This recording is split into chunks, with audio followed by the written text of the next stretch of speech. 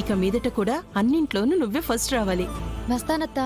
అలాంటి అవార్డులు ఇంకా బోల్డ్ అని తెచ్చుకోవాలి. తెచ్చుకుంటానత్తా. కాలేజ్ ఎలక్షన్స్ లో కూడా నువ్వు నిలబడాలి చామ్. ఏం మాట్లాడుతున్నారు బాబు? భరత్ నాకంతా చెప్పాడు చామ్. నీ బ్యానర్స్ తగలబెట్టారంట.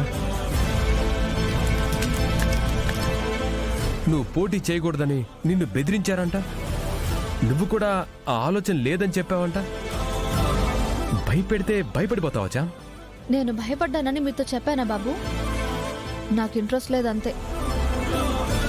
ప్రెసిడెంట్గా ఎవరు గెలిచినా ఎవరు గెలవకపోయినా నాకొచ్చేదేం లేదు. నువ్వు ప్రెసిడెంట్ అయితే వాళ్ళ కళ్ళల్లో భయం పోయి ధైర్యం వస్తుంది చామ్.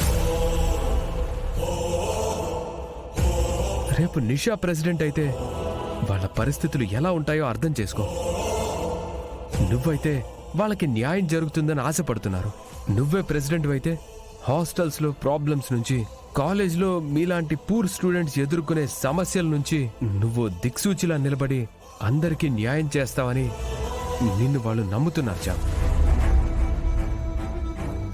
నీ మీద వాళ్ళు పెట్టుకున్న ఆశల్ని వమ్ము చేయకు. బాబు గారు, మీరు ఏదేదో చెప్పి అనవసరంగా నన్ను ఎలక్షన్స్ లో ఇరికించి నన్ను ఇబ్బంది పెట్టాలని చూడకండి.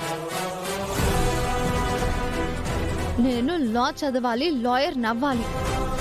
మా నాన్న కోరికని నెరవేర్చి ఆయన్ని నిర్దోషిగా బయటికి తీసుకురావాలి. ఇవన్నీ మీకు తెలిసి కూడా మీరు నన్ను ఇబ్బంది పెట్టడం కరెక్ట్ కాదు. అయితే నేను నీకు చెప్తుంది కరెక్ట్ కాదా? నువ్వు ప్రెసిడెంట్ అయితే చాలా సమస్యలు తీరుతాయని చాలా మంది కాలేజీలో కోరుకుంటున్నారు. అప్పుడు వాళ్ళ కోరిక కరెక్ట్ కాదా? బాబు గారు ప్లీజ్. ఇప్పుడు ఏంటి చామ్, నువ్వు ఆ నిషాకి గుణాకి భయపడుతున్నావా? భయం వాళ్ళతో కాదు బాబు, మీతో. నాతో భయమా?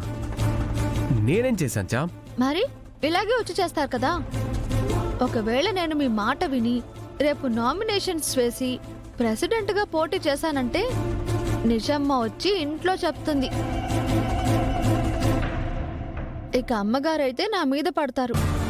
పని మనిషి దగ్గర నుంచి స్థాయిలు అర్హతల వరకు వెళ్ళి నా రాధాంతం చేస్తారు. ఇవన్నీ నాకు మీ వల్లనేగా. అప్పుడు మీరంటేనే కదా బాబు నాకు భయం ఉండాలి. అందుకే ఇవన్నీ అవసరమా అంటున్నాను. అందుకే బాబు వద్దంటున్నాను. అలా జరగదు చామ్. బాబు మీకొక దండం.